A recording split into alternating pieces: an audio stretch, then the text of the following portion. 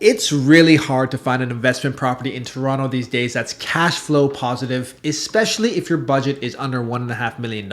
Interest rates are really high, property prices are high, and yeah, rents are also high for what you get. But for most investors, unless you're buying with a large cash holding, a Toronto investment property will most likely end up costing you some money every month. Yet still a lot of us are considering buying one. Real estate has been a relatively low risk investment, and it's one of the few purchases where most of the cost to buy is leveraged through a mortgage, which offers some of the lowest borrowing costs available. And though there are costs every month, unless you severely over leverage yourself, the losses are pretty rare. So in this video, I'm going to go through the best type of investment property to buy here in Toronto. For those of you that don't know me, my name is Jonathan Lee and I'm a real estate agent based out of Toronto. And if you enjoy real estate educational content, please hit the like button. It's how YouTube will know that my stuff is worth viewing and sharing. And if you want to see more of these types of videos, hit subscribe. I'm trying to do a video a week in 2023, and though it's been a bit more challenging than I realized, it's nonetheless my goal. If you're thinking about doing something in real estate this year and want to get a better understanding of what's actually happening out there, you can schedule a call with me through Calendly by clicking on the link below in the description. Charlie Munger,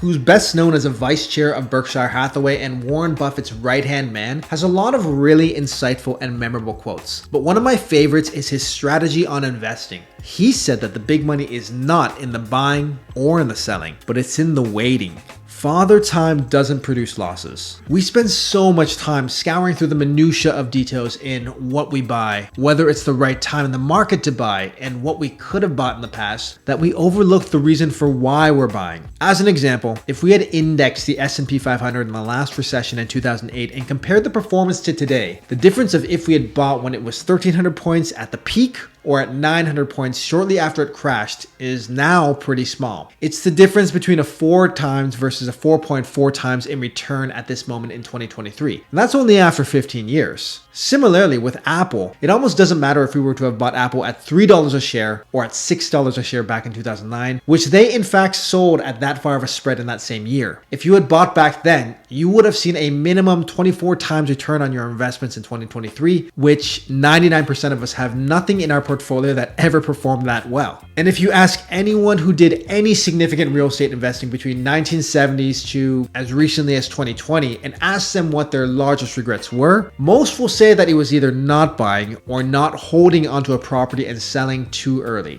The best type of investment property is the one that gets you holding onto it for a longer period of time. And that's really hard to do when your investment property is only about the money, especially in an age and generation when we've got used to gratifying ourselves much earlier than some of the old school investors. We upscale our life. We buy that nice car. We take that vacation. We don't need the hassle of dealing with a tenant that calls when the light bulb needs to be replaced. Now, I'm teasing a bit here, and I'm not saying that old school investing is necessarily the way to go. I've heard many stories of people that came from modest means and held on to their investments until they died. And the moment they did, their kids sold everything they had for 80 cents on the dollar. And if those investors had instead started divesting earlier, gifted some of that money, went on some vacations, maybe spent some money on family therapy, then the last 20 years of their life would probably have been much more fulfilling and they would have been closer and better off as a family. But that's not really what this video is about.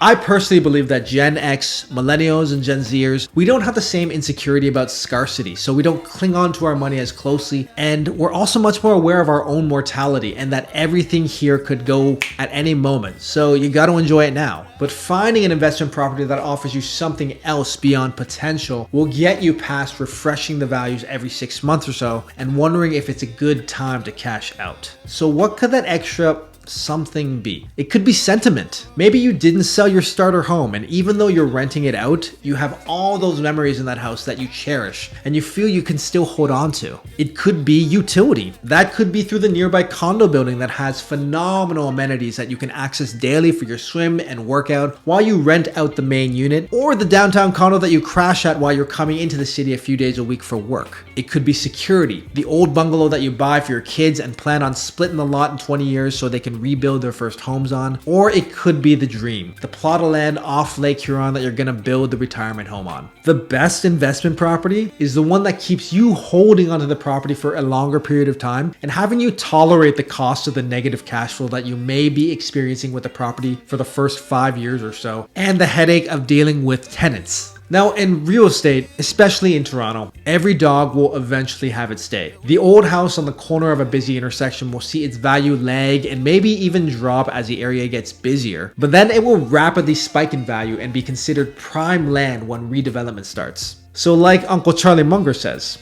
what's gonna get you waiting that out? So I hope you guys found this video thoughtful. If you did, I would really appreciate a like and a subscribe. And if you want to chat about real estate in Toronto, click below to schedule an appointment with me through Calendly. Cheers!